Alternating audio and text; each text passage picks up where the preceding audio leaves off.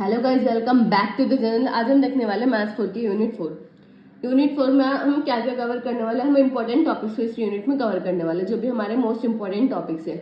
और most important topics से जो भी हमारे क्वेश्चन पीवाईक्यूज में पूछे जा चुके हैं एक में 2 से 3 साल में, हम उन क्वेश्चन को इस वीडियो में डिस्कस करेंगे, जिससे आपकी पूरी यूनिट भी कंप्लीट हो जाएगी और आपकी पीवाईक्यूज जो क्वेश्चन है वो भी इसमें कवर हो जाएंगे। तो करते हैं वीडियो को स्टार्ट। वीडियो को स्टार्ट करने से पहले हम बेसिकली मीनिंग समझते हैं। इसमें हम प्रोबेबिलिटी के बारे में पढ़ेंगे। तो बेसिकली प्रोबेबिलिटी होती क्या है, थोड़ा हमें पता होना चाहिए। प्रोबेबिलिटी बेसिकली क्या होती है? Chance of happening an event, किसी भी इवेंट के होने के चांसेस, उसको बोलते हैं हम प्रोबेबिलिटी, यानी किसी चीज के होने की संभावना। जैसे कि हम एग्जाम्पल के लिए समझ सकते हैं कि कल बारिश होने के कितने चांसेस हैं, यानी बारिश हमारे होने के कितने चांसेस है? 50%। तो 50% क्या प्रोबेबिलिटी किसके होने की? बारिश के होने की। तो वो क्या, एक तरीके से हम संभावना, यानी हम सोच रहे हैं कि इसके होने की हो भी सकती है, नहीं भी, मे और मे नॉट कंडीशन आ जाती है इसमें, तो वो होती है हमारी प्रोबेबिलिटी। अब हम इसके फर्स्ट क्वेश्चन की तरफ चलते हैं। एक प्रोबेबिलिटी ऑफ इक्वल टू 1/4, ये जो हमारा होता है पी, इस तरीके से हम प्रोबेबिलिटी को रिप्रेजेंट करते हैं। पी जो है वो प्रोबेबिलिटी बताता है। ए जो है कि पी के, जैसे यहाँ मैंने बारिश का एग्जाम्पल लिया, तो प्रोबेबिलिटी ऑफ ए आप मान लीजिए कि बारिश के होने की प्रोबेबिलिटी 1/4, इस तरीके से हम इसको रिप्रेजेंट करते हैं। If P of A equal to 1/4, P of B equal to 1/2, P of A union B equal to 5/8। हमें 3 डेटा गिवन है, probability of A, probability of B, probability of A union B। और आपसे क्या पूछा? Find the value of A intersection B। A intersection B आपसे पूछा है, जो कि हमारे 82/22 में 2 नंबर में क्वेश्चन पूछा गया था। तो हम इसे किस तरीके से सॉल्व करेंगे? हमें एक फॉर्मूला पता है, एडिशन हमारी इसमें थ्योरम होती है, उसके according probability of A intersection B का जो फॉर्मूला होता है वो क्या होता है? Probability of A plus probability of B minus probability of A union B. Probability of A given है 1/4 प्लस 1/2 माइनस 5/8। तो हम इसको सॉल्व करेंगे तो probability of A intersection B क्या आ गया? 1/8। तो इस तरीके से इसको सॉल्व करना है। अब हमारा जो सेकंड क्वेश्चन है वो हमारे 82/22 में 10 नंबर में पूछा गया था। तो क्वेश्चन था कि a random variable x, एक रैंडम वेरिएबल है x है, has the following probability distribution values are, उसकी प्रोबेबिलिटी डिस्ट्रीब्यूशन वैल्यूज हमें गिवन है। तो ये हमें x है, x 0 1 2 3 4 5 6 7, x 0 से कहाँ लाया करा? 7 तक, और 0 के होने की प्रोबेबिलिटी 0 है, 1 के होने की प्रोबेबिलिटी क्या है। इस तरीके से हर इवेंट के होने की हमें प्रोबेबिलिटी गिवन है। हमें फर्स्ट पार्ट में क्या पूछा? k की वैल्यू आपको बतानी है। सेकंड पार्ट में क्या पूछा? कि प्रोबेबिलिटी बतानी है x greater than equal to 6। तो पहले पार्ट को सॉल्व करते हैं, k की वैल्यू हम किस तरीके से निकालेंगे। जब भी हमें कुछ भी इस तरीके का क्वेश्चन आता है कि आपको k की वैल्यू, p की वैल्यू, q की वैल्यू इस तरीके से पूछे और आपको प्रोबेबिलिटी गिवन हो, तो हमें क्या फॉर्मूला लगाना है? हमें पता होना चाहिए कि जो भी हमारी प्रोबेबिलिटी, कितनी भी n नंबर ऑफ प्रोबेबिलिटी हमें होता है, अगर हम उनका सम करें तो हमारे इक्वल टू 1 होता है। जैसे मैंने यहाँ लिखा है summation of p of x equal to 1। हमेशा की प्रोबेबिलिटी, जितनी भी हमारी प्रोबेबिलिटी होगी उनका अगर हम सम करेंगे तो किसके इक्वल होता है? 1 के इक्वल होता है। तो यहाँ हमें प्रोबेबिलिटी गिवन है 0 plus k plus 2k plus 2k plus 3k plus k square plus 2k square plus 7k square plus 7, इन सब का सम करके किसके इक्वल है? 1 के इक्वल। तो यहाँ से हमारे पास क्या आएगी? क्वाड्रेटिक इक्वेशन बनेगी। 7k square 2k square plus 1, 7 8 9 10, तो 10k square plus k 2k plus k plus 2k plus 3k और प्लस k क्या होगा? 9k minus 1। ठीक है, प्लस 1 इधर आ जाएगा तो क्या हो जाएगा? -1। अब हमारे यहाँ से क्या बने? क्वाड्रेटिक इक्वेशन बने। अब हम इसको सॉल्व करेंगे, जब हम इसको फैक्टर करेंगे तो 10 कैसे फैक्टर करने? माइनस करने पे 9 है, तो क्या होगा? 10 - 1। तो 10 - 1 यानी 10 के माइनस 1 इक्वल टू 0। इन दोनों में से क्या कॉमन आ गया? 10 के कॉमन आ गया, तो क्या बचा? k plus 1। अब इन दोनों में से क्या कॉमन आ गया? -1, तो क्या बचा? k plus 1। k प्लस 1 पूरी में से कॉमन आ गया, फिर क्या बचा? 10 के -1। तो अब हम इनको इक्वल रखेंगे, k की वैल्यू फाइंड करेंगे। हम k प्लस 1 को इक्वल रखेंगे तो k की वैल्यू क्या आएगी? -1। कभी भी जो हमारी प्रोबेबिलिटी होती है वो नेगेटिव नहीं होती, तो हम k की वैल्यू -1 नहीं ले सकते।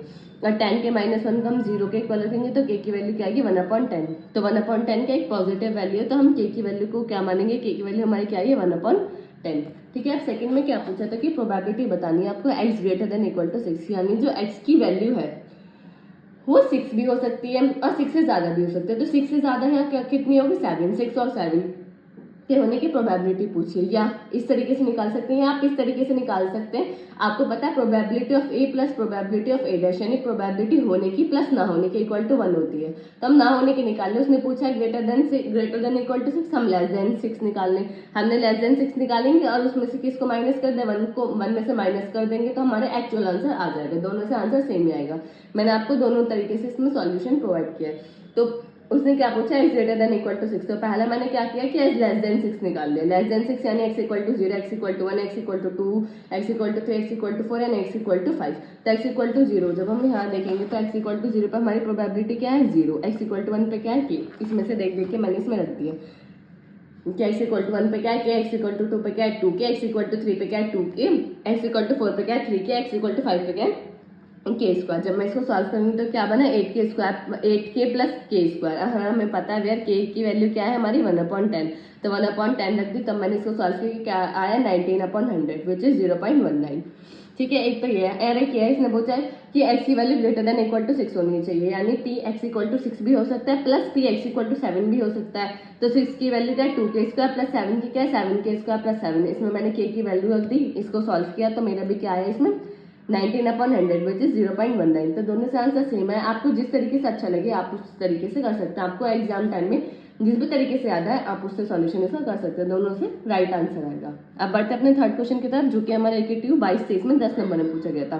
अ bag contain 10 white and 15 black ball. एक बैग है जिसके अंदर 10 तो व्हाइट बॉल है और 15 क्या ब्लैक बॉल है। तो टोटल बॉल कितनी हुई 10 तो व्हाइट है, 15 हमारी क्या ब्लैक, तो कितनी टोटल है 25। हमारी यहाँ से पता चल गया कि हमारी जो टोटल बॉल है बैग के अंदर वो कितनी है 25। 2 balls are drawn in successive without replacement, यानी 2 बॉल निकालनी हमें। तो जो हमने पहली निकाली विदाउट रिप्लेसमेंट यानी जो हमने बाहर निकाल ली वो बाहर ही निकल गई, उसे हमने दोबारा बैग में नहीं रखा। इस तरीके से हमने मतलब रिप्लेसमेंट विदाउट रिप्लेसमेंट किया। जो हमने निकाल ली वो निकाल ली, तो टोटल बॉल में से वो कम हो जाएगी जब हमने निकाल ली। What is the probability that first white and second black. हमें जो फर्स्ट बॉल निकाले वो हमारी व्हाइट होनी चाहिए और जो हमारी सेकंड बॉल है वो हमारी क्या होनी चाहिए ब्लैक होनी चाहिए। तो ये मतलब बहुत इजी क्वेश्चन था। अब इसको हम समझते हैं, इसका सॉल्यूशन देखते हैं कि हमें किस तरीके से सॉल्व करना है। तो यहाँ मैंने इसका स्ट्रक्चर बनाया हुआ है कि क्वेश्चन के अकॉर्डिंग हमारे ये बैग है। आप एज्यूम करिए कि हमारा बैग है जिसमें हमारे 10 व्हाइट बॉल है, 15 हमारे क्या ब्लैक बॉल। तो हमें यहाँ से पता चल गया कि टोटल बॉल्स कितनी है हमारी 25। आपको पता है प्रोबेबिलिटी, हम किसी की भी प्रोबेबिलिटी निकालते हैं तो favourable outcomes upon total outcome. Favourable outcomes यानी व्हाइट बॉल कितनी है हमारी 10 और टोटल कितनी है 25। तो ये हो गई probability of white. Probability of black निकालेंगे तो ब्लैक कितने 15 और टोटल कितने 25। तो प्रोबेबिलिटी ऑफ व्हाइट निकल गई, प्रोबेबिलिटी ऑफ ब्लैक निकल गई। लेकिन हमारा जो ए रिप्रेजेंट कर रहा है वो किसको रिप्रेजेंट कर रहा है व्हाइट बॉल को, और बी जो रिप्रेजेंट कर रहा है वो किसको रिप्रेजेंट कर रहा है ब्लैक बॉल को। अब आप इस क्वेश्चन में देखो तो उन्होंने क्या क्या गिवन है कि फर्स्ट बॉल व्हाइट होनी चाहिए, सेकंड क्या होनी चाहिए हमारी ब्लैक होनी चाहिए। जो आपको एंड बीच में दिया, एंड का मतलब होता है इंटरसेक्शन। यहाँ पे एक बार इसको ढंग से देख लें, जो एंड दिया ना एंड का मतलब होता है इंटरसेक्शन और का मतलब होता है यूनियन।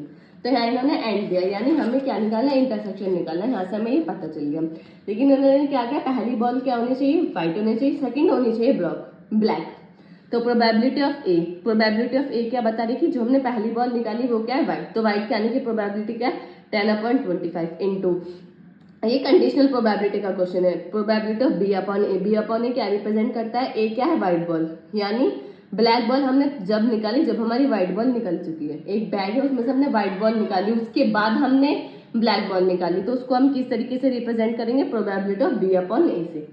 तो ब्लैक के होने की प्रोबेबिलिटी क्या है 15 अपॉन टोटल में से कम होगी क्योंकि हमने एक बॉल निकाली तो टोटल कितनी बची 24। तो अब हम इसको सॉल्व करेंगे तो हमारा क्या गया इंटरसेक्शन भी क्या गया 1/4। आई होप ये क्वेश्चन मतलब इतना डिफिकल्ट नहीं था, बस थोड़ा आपको समझना है कि क्वेश्चन क्या बोला है, एंड है और है, इससे आपको थोड़ा बहुत पता चल जाएगा क्या इंटरसेक्शन निकालना है यूनियन निकालना है या किस तरीके से आपको निकालना है। बस आपको इसमें ये देखना है कि इसमें उन्होंने बोला विदाउट रिप्लेसमेंट यानी टोटल बॉल में से हमारी एक बॉल अगर हम निकालेंगे तो 25 बॉल है, हमने एक बॉल निकाली तो कितनी रिमेनिंग रहेगी 24। इस तरीके से अगर ये विद रिप्लेसमेंट बोलता, जब हम विद रिप्लेसमेंट का क्वेश्चन आता है तो उसमें हम टोटल बॉल हमारी मतलब जो भी हम बॉल निकालते हैं फिर हम उसमें रख देते हैं तो टोटल बॉल कम नहीं होते। लेकिन जब विदाउट रिप्लेसमेंट का क्वेश्चन आता है तो टोटल बॉल हमेशा क्या हो जाती है कम हो जाती है। ठीक है, आप एक बार इसको खुद से प्रैक्टिस करके देखें, एक बार खुद से करेंगे तो आपको ये अच्छे से समझ आ जाएगा। अब बढ़ते अपने नेक्स्ट क्वेश्चन की तरफ, जो कि हमारा AKTU 21-22 में 10 नंबर में पूछा गया था। क्या था, if the function f(x) is defined by f(x) equal to c e⁻⁻x। हमें एक फंक्शन गिवन है, क्या है c e⁻⁻x, और उस फंक्शन की रेंज गिवन है जो हमारा ये x है वो कहाँ से लाई कर रहा है, 0 से इन्फिनिटी हमारा लाई कर रहा है। Find the value of c, आपको c की वैल्यू बतानी है which change fx to a probability density function. अब यहाँ एक चीज आ गई कि प्रोबेबिलिटी डेंसिटी फंक्शन, यानी ये प्रोबेबिलिटी डेंसिटी फंक्शन से क्वेश्चन आया है, ठीक है। अब प्रोबेबिलिटी डेंसिटी फंक्शन से क्वेश्चन आया, आपको क्या पता होना चाहिए, प्रोबेबिलिटी डेंसिटी फंक्शन का क्या पता होना चाहिए, फॉर्मूला पता होना चाहिए। तो यहाँ मैंने पहले लिख दिया, प्रोबेबिलिटी डेंसिटी फंक्शन का जो फॉर्मूला होता है वो क्या, माइनस इन्फिनिटी से infinity fx dx equal to 1। तो हमारे क्या होता है, फॉर्मूला होता है प्रोबेबिलिटी डेंसिटी फंक्शन का। अब हमारी रेंज क्या है, 0 से इन्फिनिटी, लेकिन यहाँ क्या है, माइनस इन्फिनिटी से इन्फिनिटी। तो हम इसको ब्रेक कर लेते हैं क्योंकि हमारे पास जो वैल्यू गिवन है वो 0 से इन्फिनिटी गिवन है। अब हम इतने पार्ट की तो वैल्यू हमें पता है, c की पावर माइनस एक्स, उसके पहले की तो हमें नहीं पता। तो हम इसको क्या कर लेंगे, इस लिमिट को ब्रेक कर लेंगे। माइनस इन्फिनिटी से 0 और 0 से इन्फिनिटी ये सेम ही है, क्योंकि यहाँ वैल्यू, यहाँ जो अपर लिमिट और लोअर लिमिट इसकी क्या सेम है। तो हम अगर इसको कंबाइन करके लिखेंगे तो वो यही आएगा, जो हमारा माइनस इन्फिनिटी से infinity F x into D x, ठीक है। तो हमने क्या करा, इसको ब्रेक कर लिया, माइनस इन्फिनिटी से 0 F X D X plus 0 से infinity F X D X equal to 1। अब हमें 0 से infinity F X D X की वैल्यू तो पता है, क्या है, सी की पावर माइनस एक्स। तो यहाँ क्या रख देंगे, हम इसकी वैल्यू रख देंगे सी ई की पावर माइनस एक्स। अब डी एक्स क्या रिप्रेजेंट कर रहा है, इसका डिफरेंशिएशन। तो ई की पावर माइनस एक्स का क्या होता है, ई की पावर माइनस एक्स। अब हमने इंटीग्रेशन, सॉरी, तो ई की पावर माइनस एक्स से क्या होता है, ई की पावर माइनस एक्स, लेकिन माइनस एक्स एक्स का होता है, मतलब ई की पावर एक्स का जो इंटीग्रेशन होता है वो ई की पावर एक्स होता है, लेकिन ये एक्स नहीं है, माइनस एक्स है। तो एक्स के एक्स में करेंगे 1 आ जाएगा, तो यहाँ क्या बचेगा, -1 और इक्वल टू 1। तो जब हम इसमें करेंगे, तो जब हम इसमें वैल्यूज रखेंगे तो सी की वैल्यू क्या आएगी, 1 आएगी। अब हम इसमें किस तरीके से लिमिट रखेंगे, तो माइनस सी इक्वल टू ई की पावर माइनस इन्फिनिटी, ई की पावर माइनस इन्फिनिटी, अपर लिमिट माइनस लोअर लिमिट। तो अपर लिमिट ई की पावर -0 माइनस ई की पावर 0। तो ई की पावर 0 की वैल्यू क्या 1 होती है, ई की पावर माइनस इन्फिनिटी की क्या होती है, 0 होती है। तो माइनस और -1, तो यहाँ क्या हो गया, सी बचा, सी इक्वल टू 1। ये इस तरीके से हमने इसे सॉल्व किया है, मैंने आपको बता दिया। जब भी हम लिमिट का क्वेश्चन सॉल्व करते हैं तो upper limit minus lower limit, e की पावर माइनस इन्फिनिटी की वैल्यू होती है 0 और ई की पावर 0 की वैल्यू क्या होती है, 1 होती है। तो यहाँ से -1 मिला, अंदर से हमें सॉल्व करेंगे, -1 into minus C which is C. तो सी इक्वल टू हमारी वैल्यू क्या आ गई, 1। आई होप ये क्वेश्चन आपको समझ आ गया होगा। अब बढ़ते हैं अपने नेक्स्ट क्वेश्चन की तरफ, जो कि हमारा AQ 2012, 2015, 2018 में पूछा गया है। तो है क्या ये, moment generating function of binomial distribution की, बाइनोमियल डिस्ट्रीब्यूशन के जो भी हमारा मोमेंट जनरेटिंग फंक्शन होता है आपको उसको सॉल्व करना होता है, उसको प्रूफ बताना होता है। तो मोमेंट जनरेटिंग फंक्शन हमने 3rd यूनिट में भी पढ़ा हुआ है कि मोमेंट जनरेटिंग फंक्शन का फॉर्मूला क्या होता है, उसको ही हम यहाँ यूज करेंगे। तो moment generating function about origin, हम जैसे जानते हैं मोमेंट जनरेटिंग फंक्शन का क्या फॉर्मूला होता है, समेशन आर। वहाँ हमारा क्या होता है, एक्स होता है, लेकिन यहाँ क्या होता है हमारा आर इक्वल टू 0 साइन ई की power T x into P x, ठीक है। अब बाइनोमियल डिस्ट्रीब्यूशन, बाइनोमियल डिस्ट्रीब्यूशन में पी एक्स की वैल्यू क्या होती है, जो हम पहले पढ़ चुके हैं, एन सी आर पी की पावर आर क्यू की पावर एन माइनस आर, ठीक है। अब हम इसकी वैल्यू यहीं रख देंगे, ई की पावर टी आर, यहाँ आर आएगा, ई की power T R N C R P की पावर आर इंटू क्यू की पावर एन माइनस आर। अब हमें पता है क्यू प्लस पी की पावर एन, ये हमारा एक फॉर्मूला होता है। अगर इस तरीके से लिखा होता है हम उसे इस तरीके से लिख सकते हैं, ठीक है। अब मैंने क्या करा, एन सी आर जो ई की पावर, ये ई की पावर टी आर है एंड पी की पावर आर है, तो मैंने क्या करा, ई की पावर टी इंटू पी की होल पावर आर कर दिया, सेम ही बात है। तो मैंने इस तरीके से इसको लिख दिया इंटू क्यू की पावर एन माइनस आर। अब ये मैंने इस तरीके से क्यों लिखा, इस तरीके से मैंने इसलिए लिखा ताकि मेरा ये फॉर्मूला बन जाए और मैं मोमेंट जनरेटिव फंक्शन का फॉर्मूले को निकाल सकूं कि फॉर्मूला एक्चुअल फॉर्मूला है क्या। तो यहाँ से हम निकालेंगे, तो क्यू प्लस पी क्या है हमारा, ये है पी ई की पावर टी की पावर एन। तो ये क्या आ गया, हमारा मोमेंट जनरेटिंग फंक्शन आ गया। और हमारे इसमें एक और चीज़ होती है, अगर हम एन इंडिपेंडेंट ट्रायल्स करें, ट्रायल्स क्या होता है, हमारा कोई भी इवेंट, जैसे हमारा टॉसिंग अ डाई को हम टॉस करेंगे, तो हम क्या करें, ट्रायल कर रहे हैं, टॉस द कॉइन को टॉस कर रहे हैं, तो क्या हमारे ट्रायल्स होते हैं। अगर हम एन इंडिपेंडेंट ट्रायल्स निकालें तो हमारा उस टाइम बाइनोमियल डिस्ट्रीब्यूशन क्या होता है, एन क्यू प्लस पी की पावर एन। ये बहुत इंपॉर्टेंट फॉर्मूला है जो आपका आगे बहुत ज़्यादा यूज होगा क्वेश्चंस को सॉल्व करने के लिए।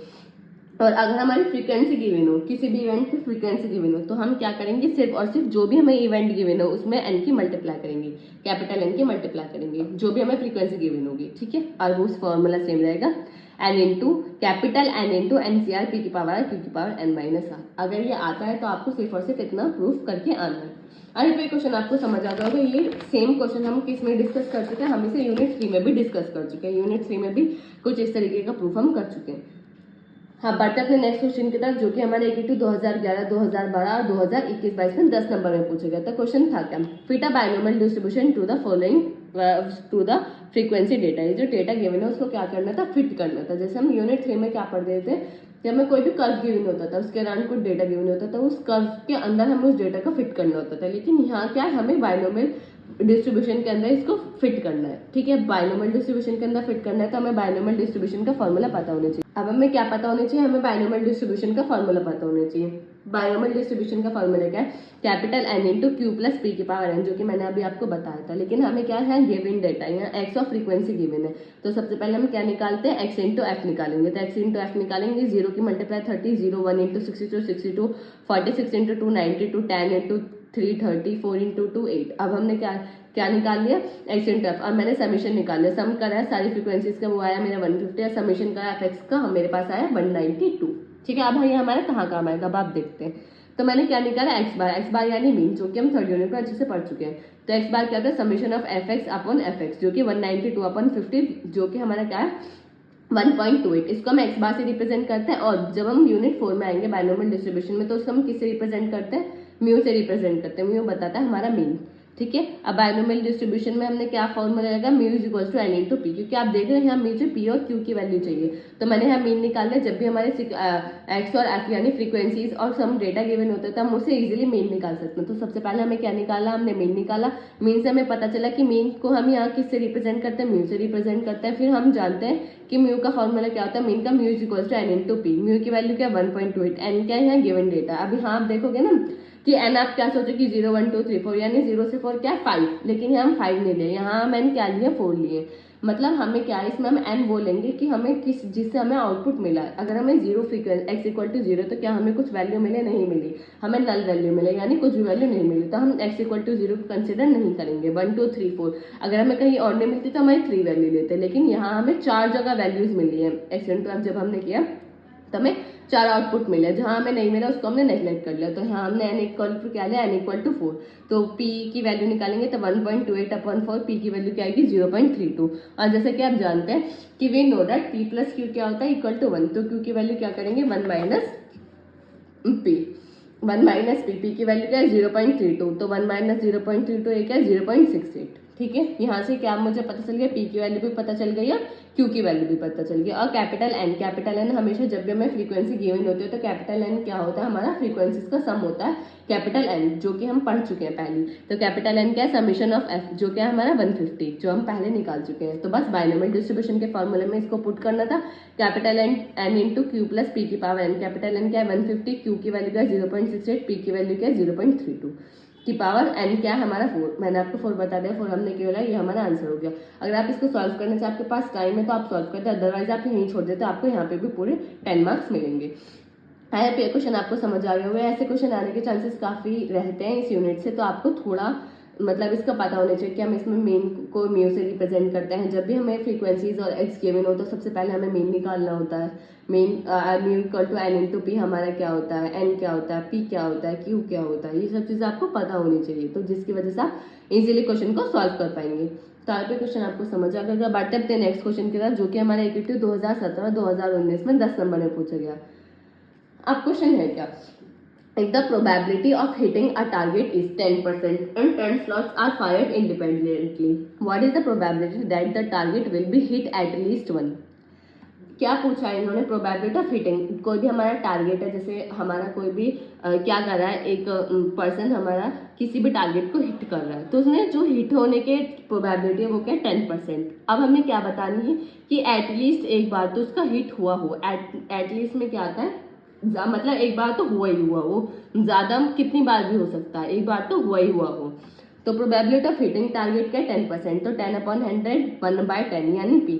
अब हमें कैसे पता चला कि ये पी है, तो मैंने यहाँ लिखा हुआ है कि पी और क्यू हमारे क्या होते हैं। पी होता है कि हमारे प्रोबेबिलिटी के होने के चांसेस, अब क्यू क्या रिप्रेजेंट करता है कि हमारे उसके फेलियर होने के चांसेस कितने हैं। तो यहाँ हमें पी और क्यू क्या आया समझ आ गया होगा कि पी और क्यू जो हम यूज करता है, पी का मीनिंग क्या है और क्यू का मीनिंग क्या है। तो यहाँ होने के चांसेस कितने 1/10, तो हमें क्या पता चल गया क्या है हमारा पी। अब हमें पता है पी प्लस क्यू क्या होता है हमारा इक्वल टू 1, यहाँ से क्यू के निकालेंगे तो 1 माइनस पी, तो 1 माइनस 1/10 तो क्या होगा 9/10। तो ये मेरा क्या आ गया, ये मेरी क्यू की वैल्यू आ गई। अरे इन्होंने क्या पूछा, एटलीस्ट एक बार तो हुआ हो, यानी ऐसा ना हो कि एक बार भी ना हुआ हो। इसमें एटलीस्ट में क्या कौन सा मतलब कौन से केसेस आते हैं कि हमारा ऐसा ना हुआ हो कि एक बार भी हमारा हिट ना हुआ, कम से कम एक बार तो हुआ हो, 2 बार हुआ हो, 3 बार, चाहे कितनी बार भी हो जाए, लेकिन ऐसा नहीं होना चाहिए कि एक भी बार हमारा हिट नहीं हुआ। तो हम वो केसेस में निकालते हैं एटलीस्ट में। जहाँ पे भी एटलीस्ट वाला आप केस देखें ना, तो उसमें से आप क्या करें, ना होने की प्रोबेबिलिटी में से 1 को माइनस कर दे, 1 minus probability of R equal to 0, यानी इसने क्या बोला, एक बार तो होना चाहिए, क्या नहीं होना चाहिए, आर इक्वल टू 0, यानी ऐसा नहीं होना चाहिए कि एक भी बार हमारा टारगेट हिट नहीं हुआ। तो 1 में से माइनस कर देंगे probability of R equal to 0। तो यहाँ हमने फॉर्मूला का एन सी आर पी की पावर एन टू क्यू की पावर एन माइनस आर, ठीक है। तो 1 माइनस 10c 0, p की पावर 0, q की पावर 10 माइनस 0, तो p की पावर 0 यानी उसकी वैल्यू क्या होगी 1, q की वैल्यू क्या है 9/10, 9/10 की पावर 2, 1 माइनस 9/10 की पावर 2। तो जब हम इसको सॉल्व करेंगे तो ये हमारा क्या आएगा 0.6513। तो सिंपल आगे भी ये क्वेश्चन आपको समझ आ गया होगा। तो इसका आप आंसर चेक कर लें एक बार, कैलकुलेशन में कोई भी मिस्टेक हो सकती है तो आप इसको एक बार चेक कर लें, तो इसका आंसर आएगा 0.6513, ठीक है। बस इसमें आपको क्या देखना है, आपको ये देखना है कि पी क्या होता है, क्यू क्या होता है, और उसमें एटलीस्ट में जब भी आप एटलीस्ट वर्ड देखें ना, तो आप उसमें से कोशिश करें कि आप 1 में से माइनस करने वाला फॉर्मूला यूज करें, क्योंकि उससे बहुत इजी कैलकुलेशन हो जाती है कि उसने क्या नहीं होना चाहिए। आप इसमें ये नहीं देखें कि क्या होना चाहिए, उसने बोला एटलीस्ट 1, एक बार होना चाहिए, कितनी बार आप कितनी बार निकालोगे, एक बार तो उसने बोला एक बार होना चाहिए, कितनी बार 1000 बार भी हो जाए, तो इसमें बहुत ज्यादा डिफिकल्टी रहती है। तो एटलीस्ट जब भी आए तो आप क्या करें, 1 में से माइनस कर दें ना होने की प्रोबेबिलिटी, कि उसने क्या बोला कि एटलीस्ट एक बार होने चाहिए, उसने ये बोला कि ऐसा ना हो कि एक भी बार ना हो, तो हमने वही निकाल दिया कि एक भी बार ना हो, probability of R equal to 0, उसने 1 में से क्या कर दिया माइनस कर दिया। तो सिंपल हमारा क्या निकल गया, इसका सॉल्यूशन निकल गया। काफी मतलब थोड़ा बस आपको कॉन्सेप्ट को समझना होगा, थोड़ा क्वेश्चन को समझना होगा, क्वेश्चन कह क्या रहा है। अब बढ़ते हैं अपने नेक्स्ट क्वेश्चन की तरफ, जो कि हमारा काफी इंपॉर्टेंट क्वेश्चन है, जो कि हमारे AQT 2014, 2017, 2018 और 2022 में 10 नंबर में पूछा गया था। तो क्वेश्चन था क्या, out of 800 families with 4 children, each how many families would be expected to have, and मतलब हमारे क्या 800 फैमिलीज है, 800 फैमिलीज में कितने 4 चिल्ड्रन है हर फैमिलीज के पास, हाउ मैनी, ठीक है। अब इसने कुछ हाउ मतलब इसको इसी क्वेश्चन से रिलेटेड उसने कुछ सब पार्ट्स दिए। तो उसने पहले पार्ट में क्या पूछा है, 2 बॉय हो 2 गर्ल हो, एटलीस्ट 1 बॉय हो, नो गर्ल हो, और at most 2 girl, assume equal probability of boys and girls, यानी उसने बोला है कि जो भी हमारे बॉयज और गर्ल्स की प्रोबेबिलिटी वो क्या इक्वल है। अब हमें पता है प्रोबेबिलिटी का सम हमेशा क्या होता है 1 होता है, तो हमने क्या करा 1 को 2 से डिवाइड करेंगे तो 1/2 1/2 यानी 0.5 0.5। तो प्रोबेबिलिटी ऑफ बॉयज की क्या 1/2, प्रोबेबिलिटी ऑफ गर्ल्स की क्या 1/2, क्योंकि उसने क्या बोला इक्वल प्रोबेबिलिटी है कि गर्ल्स की होने की प्रोबेबिलिटी इक्वल है बॉयज की होने की प्रोबेबिलिटी। आप ऐसे बोल सकते हैं कि बॉयज के होने की प्रोबेबिलिटी गर्ल्स की इक्वल है, दोनों की इक्वल है। तो प्रोबेबिलिटी ऑफ बॉयज निकाला 1/2, प्रोबेबिलिटी ऑफ गर्ल्स निकाला 1/2। अभी हाँ उसने क्या पूछा, how many families would be expected, expected यानी फ्रीक्वेंसी, फ्रीक्वेंसी से रिलेटेड है। अब जहाँ मैंने आपको बताया था कि फ्रीक्वेंसी से रिलेटेड आएगा तो हम कौन सा फॉर्मूला यूज करेंगे, यहाँ मैं पहले डिस्कस कर चुकी हूँ। तो जहाँ पे भी फ्रीक्वेंसी आएगा सक्सेसिव इवेंट के अंदर कोई भी फ्रीक्वेंसीज आएगी तो उसको हम क्या करेंगे, capital N into NCR P की पावर क्यू की पावर n माइनस आर। इससे हमें इतना तो पता चल गया कि हम ये फॉर्मूला यूज करेंगे। अब यहाँ कैपिटल एन क्या है, कैपिटल एन है हमारा 800 फैमिलीज, क्योंकि हमारी टोटल फैमिलीज कितनी 800, तो कैपिटल एन हमारे किसको रिप्रेजेंट कर रहा है कि टोटल नंबर ऑफ फैमिलीज को, तो वो क्या हमारी 800। अब हमें फॉर्मूला पता है कि हमें कौन सा यूज करा है, n इंटू NCR पी की पावर क्यू की पावर n माइनस आर। अब इसने क्या बोला है पहले में कि अब मैंने क्या निकाला इसमें बायनोमियल डिस्ट्रीब्यूशन। बायनोमियल डिस्ट्रीब्यूशन क्या होता है, capital N into Q plus P की पावर n। कैपिटल N कितना है 800, क्यू प्लस पी की पावर n, ठीक है। अब हम इसके सब पार्ट की तरफ चलते हैं, हमारा सब पार्ट कहता है क्या, पहला पार्ट हमारा कहता है कि 2 बॉयज एंड 2 गर्ल्स, 2 बॉयज हो या 2 गर्ल्स हो, तो सिंपल इक्वल प्रोबेबिलिटी है। तो उसने क्या पूछा पी एक्स इक्वल टू 2, यानी एक्स क्या है 2, तो capital N into NCR P की पावर n इंटू क्यू की पावर n माइनस आर। तो n क्या है, कैपिटल N क्या है हमारे पास 800, और स्मॉल n क्या है, स्मॉल n क्या है कि हर फैमिली के पास कितने नंबर ऑफ चिल्ड्रन है, कितने नंबर ऑफ चिल्ड्रन है 4 चिल्ड्रन है, तो स्मॉल n क्या हो गया हमारा 4। तो 4c2 क्योंकि x इक्वल टू 2 है तो 4c2 1/2 की पावर 2 इंटू 1/2 की पावर 2। तो जब आप इसको सॉल्व करेंगे तो इसका आंसर क्या आएगा आपका 300। अब अगर आपको फैक्टोरियल सॉल्व करना नहीं आता तो मैं आपको एक बार बता देती हूँ, जैसे 4c2 हम फैक्टोरियल को किस तरीके से सॉल्व करते हैं, जो ऊपर लिखता है फैक्टोरियल 4 अपन जो नीचे लिखता है फैक्टोरियल 2, अपन 4 में से 2 को माइनस करेंगे तो फैक्टोरियल 2, इस तरीके से हम इसको सॉल्व करते हैं। अब जैसे हम 4 फैक्टोरियल खोलेंगे तो 4 तो ऐसे रहेगा, फिर 3 इंटू जहाँ रोकना है वहाँ फैक्टोरियल लगा देंगे, इंटू टू, तो फैक्टोरियल 2 से फैक्टोरियल 2 कैंसिल, और फैक्टोरियल 2 को खोलेंगे तो फैक्टोरियल 2 क्या होता है 2 इंटू 1। तो ये कब तक खोलते हैं, जैसे हम 4 का फैक्टोरियल खोलेंगे तो 4 इंटू 3 इंटू 2 इंटू 1, 5 का 5 इंटू 4 इंटू 3 इंटू 2 इंटू 1, इस तरीके से। तो इसको सॉल्व करेंगे तो हमारे क्या आएगा 300 आएगा। आई होप ये क्वेश्चन आपको समझ आ गया होगा। अब सेकंड पार्ट है at least one boy. At least one boy यानी एक तो होना चाहिए, एक से ज्यादा कितने भी हो सकते हैं, हमें पता है यहाँ क्या है, तो हमने क्या निकाला x greater than equal to 1, यानी एक से x जो है उसकी वैल्यू क्या होनी चाहिए, या तो एक होनी चाहिए या एक से बड़ी होनी चाहिए। तो probability of x equal to 1, probability of x equal to 2, probability of x equal to 3, probability of x equal to 4। हमने इसमें क्यों निकाला, क्योंकि हमें इसमें बहुत इजीली हमें पता है कि 4 बच्चे हैं, तो 4 में से उन्होंने बोला है कि एक तो होना चाहिए, एक भी हो सकता है, 2 भी हो सकता है, 3 भी हो सकता है, 4 भी हो सकता है। तो हम यहाँ हमें कोई ऐसा नहीं है कि आप 1 में से माइनस करें, आप इतना दिमाग लगाएं, जो ये सिंपल है आप उसको सिंपल वे से करें। 4 ही तो चिल्ड्रन है, तो 4 को आप इजीली कर सकते हैं। तो 800 इंटू 4c1 इस तरीके से सबको सॉल्व किया हमने। तो 4c1 1/2 की पावर 1, 1/2 की power 3 plus 4c3 4c2 4c1 4c3 4c2 and 4c1, इस तरीके से हमने इसको सॉल्व किया। यहाँ हमारा 4c1 है, यहाँ 4c2 है, यहाँ 4c3 है, इस तरीके से यहाँ 4c4 है। हमने इसको सॉल्व किया, आप इसको एक बार सॉल्व करके देखें तो हमारा क्या है 750 आंसर इसका आया। बस आपको क्या आना चाहिए, आपको थोड़ा कैलकुलेशन आनी चाहिए कि हाँ जैसे 4c1 लिखा है तो 4c1 को हमने किस तरीके से सॉल्व किया, factorial 4 upon factorial 1 into 4 minus 1 factorial 3। तो 4 तो ऐसे रहेगा, हमें पता है फैक्टोरियल 3 है तो यहाँ हमने इसे रोक दिया, तो फैक्टोरियल 3 से फैक्टोरियल 3 कैंसिल, तो 4c1 की वैल्यू क्या है हमारी 4 है। तो इस तरीके से हम देखो यहाँ आ गई 4, तो इस तरीके से आपको फैक्टोरियल सॉल्व करने आनी चाहिए, ठीक है। अब उसने थर्ड क्वेश्चन में क्या पूछा, हैविंग नो गर्ल, या उसने बोला है कि एक भी गर्ल नहीं होनी चाहिए। या हम ऐसा मान सकते हैं कि चारों लड़के हैं, जब कोई भी गर्ल नहीं होगी तो 4 बच्चों में से चारों क्या हैं, चारों लड़के हैं। तो p x इक्वल टू 4, यानी हम लड़के के चारों बॉयज के होने की प्रोबेबिलिटी निकाल रहे हैं, तो वही मतलब है कि नो गर्ल या हैविंग 4 बॉय। तो x इक्वल टू 4 पे निकाली, 800 इंटू 4c4 1/2 की पावर 4 इंटू 1/2 की पावर 4 माइनस 4 विच इज 0। अब हम इसको सॉल्व करेंगे तो हमारी वैल्यू क्या आएगी 50, ठीक है। अब जब भी हमारे ऊपर और नीचे की पावर सेम हो, जैसे 4c4 आप इसको सॉल्व करेंगे तो factorial 4 upon factorial 4 into factorial 0। तो ये हमारे क्या होता है, जो भी ऊपर और नीचे जब भी हमें फैक्टोरियल में वैल्यू सेम हो तो उसकी वैल्यू क्या होती है हमारी 1 होती है। तो आपको इस फैक्टोरियल को इतने वो करने की सॉल्व करने की जरूरत नहीं है, ठीक है। अब जब हम p x इक्वल टू 4 निकालेंगे तो हमारा आंसर क्या आएगा, हमारा 50 आएगा कि हमारे एक भी गर्ल नहीं है, या हम ऐसा मान सकते हैं कि हमारे जो चारों बच्चे हैं वो क्या है, चारों ही बॉयज है, ठीक है। अब हम अपने लास्ट इसके सब पार्ट की तरफ चलते हैं, जिसमें उन्होंने क्या बोला, having at most 2 girl either at least 2 girl.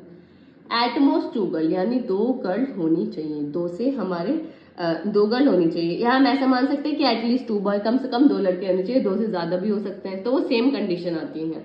तो हमने क्या निकाला, p x greater than equal to 2, तो 800 into P X equal to 2x equal to 3x equal to 4। तो सिंपल इसको सॉल्व किया तो हमारे क्या गया 550। अब इसमें क्या हुआ, मैंने इसको थोड़ा सा, आप इसमें सोचो ना कि एटमोस्ट 2 गर्ल यानी 2 गर्ल होनी चाहिए, यानी या हम इसको ऐसे बोल सकते हैं एटलीस्ट 2 बॉय की यानी 2 लड़के होने चाहिए। ऐसा भी हो सकता है कि 2 लड़के हों, 3 लड़के हों, 4 लड़के, वो वाला केस भी इसमें एग्जिस्ट करेगा, क्योंकि उसने बोला 2 एटमोस्ट 2 गर्ल होनी चाहिए, ठीक है। अब इसको हमने सॉल्व किया तो हमारा आंसर क्या है 550। एक बार आप इसको कैलकुलेशन को खुद से करके देखें, मिस्टेक हो सकती है, मुझसे भी मिस्टेक हो सकती है, तो आप एक बार खुद से करके देखें। तो मुझसे कोई भी मिस्टेक हो उसके लिए सॉरी, आप एक बार क्रॉस चेक जरूर कर लें। अब बढ़ते अपने नेक्स्ट क्वेश्चन की तरफ, जो कि हमारा 82 2018 2022 में 10 नंबर में पूछा गया था। तो क्वेश्चन था क्या, एक बार रैंडम वेरिएबल ऐसे फॉलो पॉइजन डिस्ट्रीब्यूशन। अब यहाँ क्या है, आपको बता दें कि ये क्वेश्चन किसका, पॉइजन डिस्ट्रीब्यूशन का। जैसे पॉइजन डिस्ट्रीब्यूशन आया तो पॉइजन डिस्ट्रीब्यूशन से आपको क्या पता होना चाहिए, उसका फॉर्मूला पता होना चाहिए। अब हम उसका फॉर्मूला भी देखेंगे, सच दैट एक कंडीशन गिवन है, find the mean and variance of x. अब आपको क्या बताना है, मीन और वेरिएंस बताना है किसका, इस जो भी डेटा आपको गिवन है, ठीक है। अब पॉइजन डिस्ट्रीब्यूशन, यहाँ एक मेन टर्म आई पॉइजन डिस्ट्रीब्यूशन। जैसे पॉइजन डिस्ट्रीब्यूशन आता है तो हम उसका फॉर्मूला, हमारा फॉर्मूला क्या होता है, लैम्डा की पावर आर ई की power minus lambda into factorial R. ये क्या होता है, हमारा फॉर्मूला होता है पॉइजन डिस्ट्रीब्यूशन का। अब हमारे जो कंडीशन है सिंपल, बस इसमें आपको सॉल्व करना है। मैंने कंडीशन लिख दी, P X equal to 2 equal to 90 X equal to 4 plus 90 X equal to 6, ठीक है।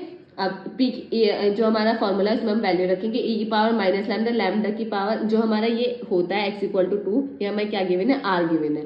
तो e की पावर माइनस लैम्डा लैम्डा का square upon factorial 2 equal to 9 e की पावर माइनस लैम्डा लैम्डा की power 4 upon factorial 4 equal to plus 90 e की power minus lambda lambda की power 6 upon factorial 6। अब हम जैसे इसको सॉल्व करेंगे तो यहाँ से हमारा क्या कॉमन आ गया, e की power minus lambda into lambda square, क्या बचा 1 अपॉन फैक्टोरियल 2, और यहाँ से भी हमने क्या कॉमन ले लिया, e की power minus lambda into lambda square. जब हमने e की power minus lambda lambda square common ले लिया तो ये 4 पावर थी, 2 पावर बाहर चली गई तो कितनी रिमेनिंग रही, 2 पावर रही। अब यहाँ क्या थी, लैम्डा की पावर 6 थी, 2 पावर बाहर चली गई तो कितनी पावर बची, 4, तो ये इससे कैंसिल हो जाएगा।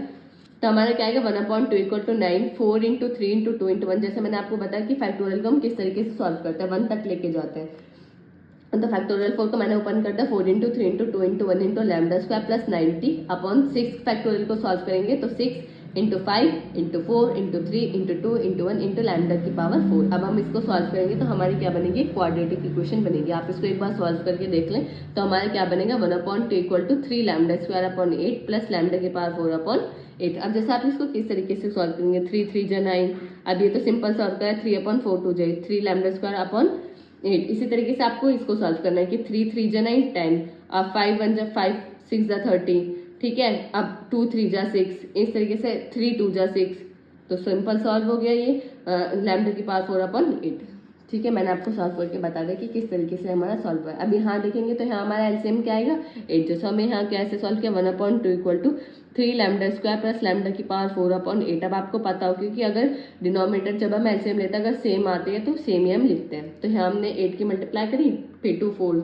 अब इसको हमने किस तरीके से सॉल्व किया, 8 की मल्टीप्लाई यहाँ करी, 8/2 equal to 3 lambda square plus lambda की पावर 4, तो 2 4 जा 8, तो 4 equal to 3 lambda square plus lambda की पावर 4। ठीक है, अब हमने इसको फैक्टराइजेशन किया कि lambda square plus 4 lambda square minus lambda की पावर 2 माइनस 4 इक्वल टू 0। अब इसको फैक्टर करेंगे तो हमारे पास क्या रूट्स आएंगे, lambda square minus 1 M lambda square plus 4। जब हम लैम्डा स्क्वायर प्लस 4 को 0 के इक्वल रखेंगे तो हमारे क्या आएंगे, लैम्डा स्क्वायर इक्वल टू -4। जब भी हम किसी भी नेगेटिव नंबर का अंडर रूट करते हैं तो वो हमारे क्या आता है, इमेजनरी नंबर आता है। तो हमारे इमेजनरी रूट्स तो कभी भी हो नहीं सकते, प्रोबेबिलिटी कभी इमेजनरी में हो ही नहीं सकती, उसकी वैल्यू मतलब आएगी ही नहीं। तो हमें क्या लेंगे, लैम्डा स्क्वायर -1, तो लैम्डा की वैल्यू क्या आ जाएगी हमारी +-1। अब जो हमारी लैम्डा होता है यही हमारा मीन होता है, यही हमारा वेरिएंस होता है। तो हमें इसमें क्या बेसिकली क्या फाइंड करना था आपको, मीन और वेरिएंस, यानी हमने अगर लैम्डा की वैल्यू फाइंड कर ली तो वही हमारा मीन है, वही हमारा वेरिएंस है। आई होप ये क्वेश्चन आपको समझ आ गया होगा। बस इसमें आपको क्या करना है, थोड़ी कैलकुलेशन अच्छे से करनी है और सिंपली आपको पॉइजन डिस्ट्रीब्यूशन का याद होना चाहिए, फॉर्मूला लर्न होना चाहिए। अब बढ़ते अपने नेक्स्ट क्वेश्चन की तरफ, वही हमारा पॉइजन डिस्ट्रीब्यूशन से 2 नंबर में आया हुआ है। In a Poisson distribution PR for R equal to 0 is 10%, find the mean. अब उसने मीन पूछा है, मीन क्या यानी लैम्डा हमें बताना है। PR इक्वल टू यानी हमें क्या गिवन है, R इक्वल टू 0 पर हमारी प्रोबेबिलिटी क्या है 10%। तो हमें सबसे पहले फॉर्मूला लिखना है PR इक्वल टू e की पावर माइनस लैम्डा लैम्डा की पावर R अपन फैक्टोरियल R, जो कि हमने इक्वेशन 1 बन ली। अब उन्होंने क्या बोला, R इक्वल टू 0 पर हमारी प्रोबेबिलिटी कितनी है 10%, प्रोबेबिलिटी ऑफ 0 इक्वल टू 10%, 10% यानी 10/100, 0 से 0 कैंसिल तो 1/10।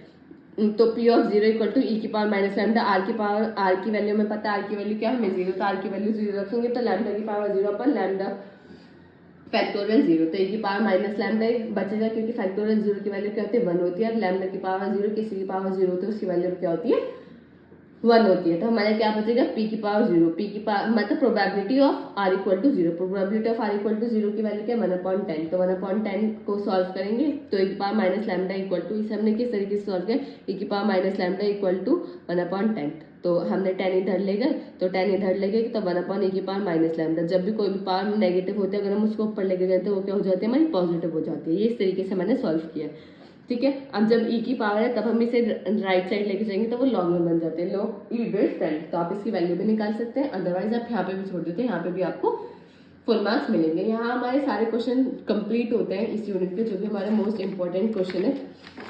और मैंने इस यूनिट में हमारे क्या काफ़ी सारे फॉर्मूले हैं, तो मैंने एक माइंड मैप बनाया इस यूनिट का, जिसमें हमारे क्या है सब चीज़ें एक जगह से मैंने इस तरीके से इसमें सब चीज़ें लिखती हैं। जैसे कि मैं थोड़ा आपको एक्सप्लेन करती हूँ। सबसे पहले हम इस यूनिट में क्या पढ़ा, प्रोबेबिलिटी। प्रोबेबिलिटी हमारे क्या होता है कि किसी भी हमारे इवेंट के होने के चांसेस यानी संभावना किसी भी चीज़ की, तो दैट इज कॉल्ड प्रोबेबिलिटी। उसके बाद मैंने क्या बताया, रिप्रेजेंटेशन की प्रोबेबिलिटी हम किस तरीके से रिप्रेजेंट करते हैं, वो क्या होता है P ऑफ E, ठीक है। फिर मैंने क्या बताया, फॉर्मूला, प्रोबेबिलिटी का फॉर्मूला क्या होता है कि फेवरेबल केसेस अपन पॉसिबल केसेस, ठीक है। यहाँ टोटल केसेस भी आप मान सकते हैं क्या, टोटल केसेस, ये टोटल केसेस हमारे कितने, ठीक है। फिर मैंने क्या करा कि हमने इसमें एडिशन थ्योरम लिखी कि जैसे हमने 2 नंबर में पहला क्वेश्चन डिस्कस किया था, तो probability of A union B का क्या था, probability of A plus probability of B minus probability of A intersection B. अगर हम यूनियन की जगह इंटरसेक्शन रख देंगे तो सब चीजें सेम रहेंगी, सिर्फ जहाँ यूनियन है वहाँ इंटरसेक्शन आ जाएगा, जहाँ इंटरसेक्शन है वहाँ यूनियन आ जाएगा। तो ये हमारे 2 फॉर्मूले से बनते हैं। नेक्स्ट हमें मीन पता होना चाहिए कि मीन को हम किससे रिप्रेजेंट करते हैं, म्यू से, जो कि मैंने आपको बताया। तो म्यू का फॉर्मूला क्या होता है, summation of P of x I upon summation of P I. और वेरिएंस को किससे रिप्रेजेंट करते हैं, म्यू 2 से रिप्रेजेंट हम करते हैं। देन इसके बाद हमारे इसमें क्या आता है, probability density function. Probability density function से हमें क्या होता है, क्वेश्चन डायरेक्ट आते हैं। तो उसका फॉर्मूला क्या होता है, -∞ से ∞ F X D X equal to 1। यानी हमें जो भी एफ एक्स गिवन होगा उसका हम क्या करेंगे, इंटीग्रेशन करेंगे, जो भी हमें लिमिट गिवन होगी। इसका भी हमने क्वेश्चन किया है। अब नेक्स्ट मैंने क्या इसमें लिखा है कि बायनोमियल डिस्ट्रीब्यूशन। बायनोमियल डिस्ट्रीब्यूशन का फॉर्मूला क्या है, P X equal to R equal to N C R P की पावर आर क्यू की पावर एन माइनस आर। हाँ मैंने इसकी बताया। फिर मैंने क्या बताया कि मीन और वेरिएंस, बायनोमियल डिस्ट्रीब्यूशन के अंदर मीन और वेरिएंस क्या होता है, मीन क्या होता है, मे equal to N P, variance क्या होता है एन पी क्यू, और एस डी क्या है, स्टैंडर्ड डेविएशन। स्टैंडर्ड डेविएशन होता है अंडर रूट एन पी। कभी कभी इससे भी क्वेश्चन आ जाते थे। हाँ मैंने सारे फॉर्मूले आपको अच्छे से बताए। देन हमें इस यूनिट में इसके बायनोमियल डिस्ट्रीब्यूशन के बाद हमारे क्या था, पॉइसन डिस्ट्रीब्यूशन। पॉइसन डिस्ट्रीब्यूशन का फॉर्मूला क्या होता है, P of X equal to R lambda की पावर आर ई की power minus lambda upon factorial lambda, factorial R, sorry factorial R. तो हमारे क्या होता है पॉइसन डिस्ट्रीब्यूशन का फॉर्मूला। इसमें हमारी एक और चीज आती है कि रेकरेंस रिलेशन होता है। तो पी आर, उसका फॉर्मूला क्या होता है, P R plus 1 equal to lambda upon R plus 1 into P of R. ये हमारा क्या होता है रेकरेंस रिलेशन का फॉर्मूला। नेक्स्ट इसमें क्या आता है, नॉर्मल डिस्ट्रीब्यूशन। नॉर्मल डिस्ट्रीब्यूशन का हमारा फॉर्मूला क्या था, 1 upon sigma under root 2 pi E की power minus 1 upon two X minus B upon sigma का होल स्क्वायर। ये हमारा क्या होता है नॉर्मल डिस्ट्रीब्यूशन। अगर हमारा स्टैंडर्ड नॉर्मल डिस्ट्रीब्यूशन पूछे तो उसमें क्या हो जाता है, सिर्फ ये जो भी हमारी वैल्यू होती है हमारी क्या होती है जेड हो जाती है। तो minus 1 upon to Z square. तो इसको हम इसे रिप्लेस कर देते हैं। तो ये मैंने एक तरीके से, आप देखो ना, मैंने एक तरीके से क्या बनाया, एक माइंड मैप बनाया कि जिससे आप लास्ट टाइम पे जब आपकी एग्जाम टाइम होगा तो आप एक जगह आपको सब चीज़, सारे फॉर्मूले, सब चीज़ें जो भी हमारी होती है, जो आपको सिर्फ रिवाइज करने में बहुत ईजी होगा कि एंड टाइम में आप क्या देखें, ये सारे एक बार फॉर्मूले रिवाइज कर लेंगे तो आपको क्या हो जाएगा, सब चीज़ें एक बार माइंड में रिवाइज हो जाएंगी। तो यहाँ हम इस वीडियो यहाँ फिनिश होती है। हमने इस वीडियो में क्या करिए, हमने यूनिट 4 अपनी कंप्लीट देखी है with important question with PYQ solutions हमने इसमें सॉल्व किए। अगर आपको ये वीडियो अच्छी लगी तो लाइक कमेंट शेयर करना ना भूलें। अगर आपको हमारे नोट्स चाहिए तो आप ज्वाइन कर सकते हैं हमारा टेलीग्राम चैनल, जिसका लिंक आपको डिस्क्रिप्शन में मिल जाएगा। आप वहाँ से जाके हमारे नोट्स को बाय कर सकते हैं। Thank you for watching this video. मिलते हैं किसी अगली वीडियो में।